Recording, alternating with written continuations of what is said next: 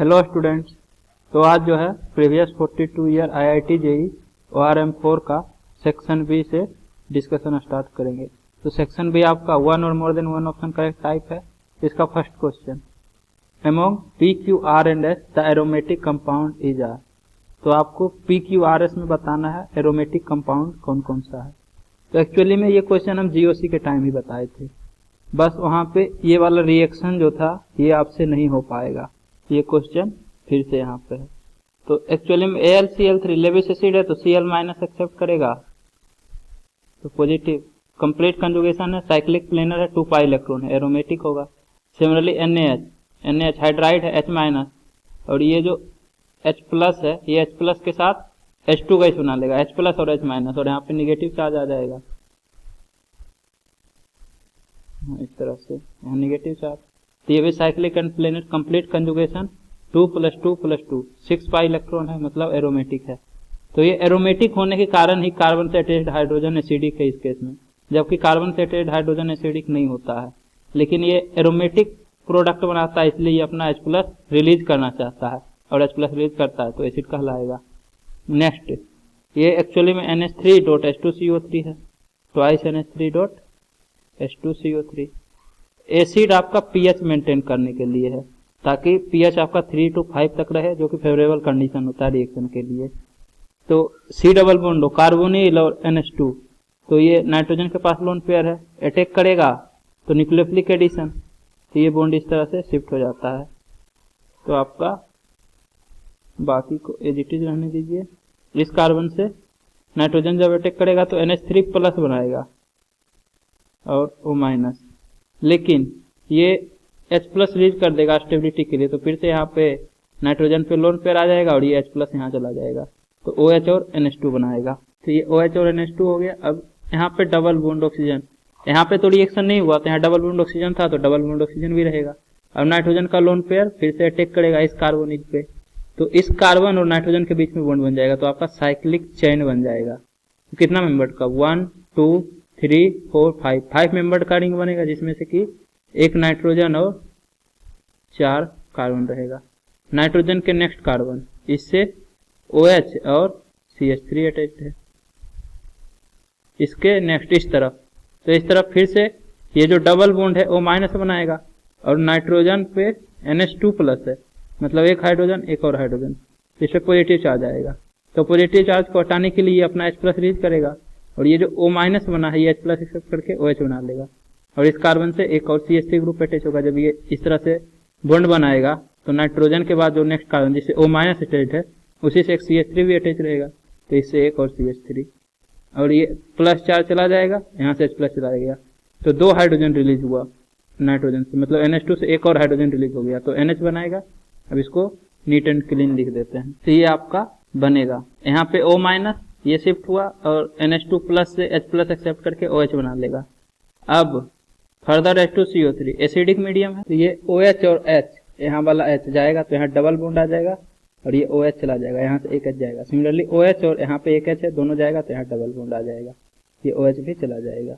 तो आपका जो प्रोडक्ट है ये एक्चुअली में इस तरह से NH डबल बॉन्ड CH3। अब ये देखिए साइक्लिक है, प्लेनर है, कंप्लीट कंजुगेशन भी है, pi sigma lone pair sigma pi, और टोटल 2 + 2 + 2 6 पाई इलेक्ट्रॉन है, मतलब ये भी एरोमेटिक है।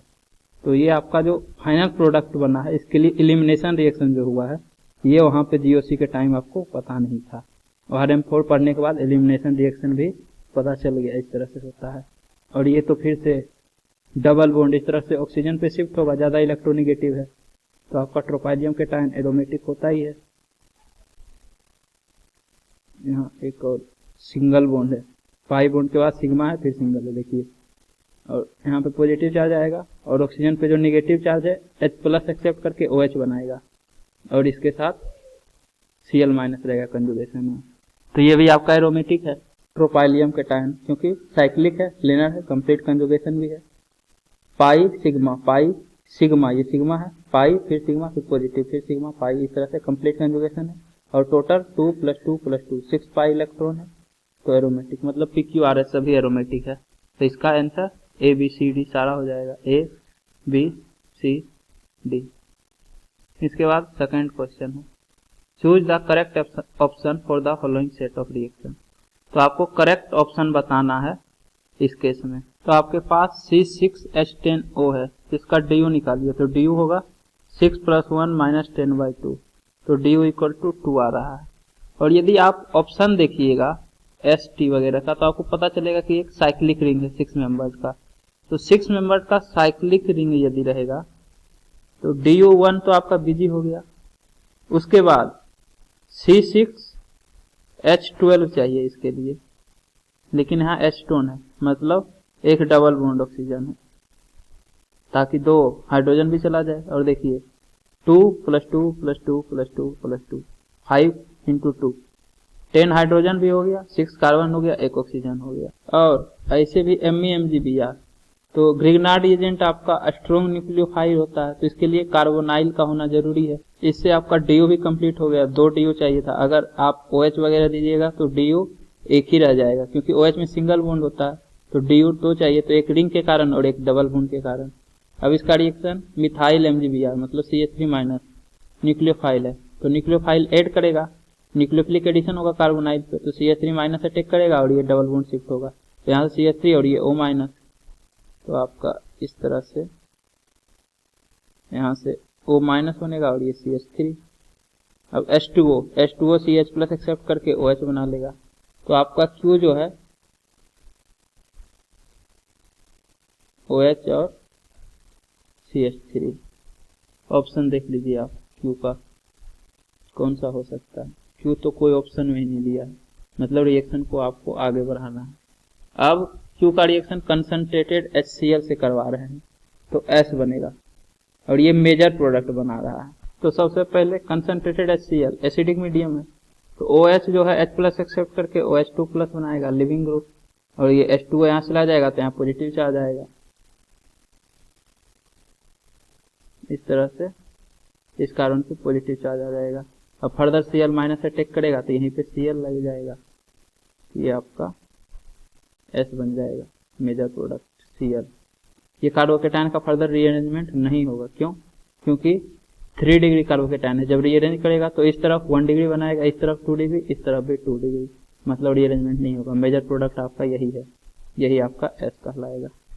नेक्स्ट H3PO4, ये जो Q है OH और CH3, इसका रिएक्शन H3PO4 से करवा रहे हैं 360 केल्विन पे, मतलब एलिमिनेशन रिएक्शन।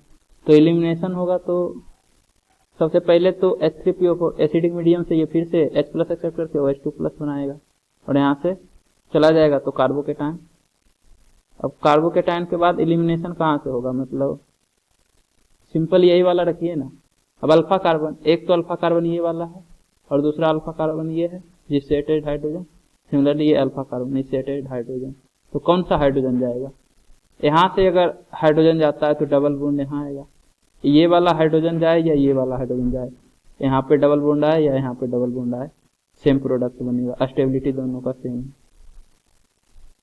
ये देखिए यहाँ पे डबल बॉन्ड, ये CH3 हो गया।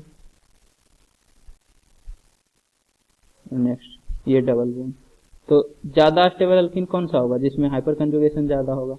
तो इस केस में हाइपर कंजुगेशन होगा, देखिए 2 हाइड्रोजन और 2 हाइड्रोजन, अल्फा कार्बन से टोटल 4 हाइड्रोजन शिफ्ट है, मतलब हाइपर कंजुगेशन 4 है। लेकिन इस केस में 3 + 2 नेक्स्ट डबल बॉन्ड के नेक्स्ट कार्बन, तो इससे 2 हाइड्रोजन है। ये CH3 है तो इससे 3 हाइड्रोजन होगा, इसके नेक्स्ट कार्बन यहाँ से भी 2 हाइड्रोजन, तो टोटल हाइपर कंजुगेशन 7 है। तो ये ज्यादा स्टेबल अल्कीन है, मतलब मेजर प्रोडक्ट आपका ये वाला होगा, तो R आपका यही है। यहाँ से इस तरह से डबल बॉन्ड और यहाँ मिथाइल ग्रुप, R ये हो गया, S ये हो गया। ऑप्शन देखिए S ये तो नहीं होगा, डबल बॉन्ड नहीं है S में, S में CH3Cl, Cl यहाँ लगा है S में, मतलब S का एक पॉसिबिलिटी ये है, मतलब इसको रिजेक्ट कर दीजिए, S ये नहीं हो सकता है, S ये भी नहीं हो सकता है। S पता चल गया है आपको, S ये है। अगर U ये हो जाएगा तो C ऑप्शन ट्रू है, अगर U नहीं होगा तो रिजेक्टेड होगा, सिमिलरली D में। तो S अभी पता चल रहा है, R का तो ऑप्शन में ही नहीं दिया है कहीं से, तो R से कोई फायदा नहीं हुआ। अब HBr बेंजोइल पेरोक्साइड। तो बेंजोइल पेरोक्साइड R2O2 के प्रेजेंस में एंटी मार्कोनिको एडिशन होता है, मतलब अमीर अमीर नहीं बनेगा। तो यहाँ पे देखिए एक हाइड्रोजन अटैच है, यहाँ 0 हाइड्रोजन है, तो ये अमीर है, तो इससे हाइड्रोजन अटैच नहीं होगा, यहाँ से हाइड्रोजन अटैच होगा और यहाँ से Br अटैच होगा और ये डबल बॉन्ड सिंगल बॉन्ड में कन्वर्ट कर जाएगा, मतलब CH3 के नेक्स्ट कार्बन से Br अटैच होगा U में, तो U में CH3 के नेक्स्ट कार्बन से, तो ये सही है।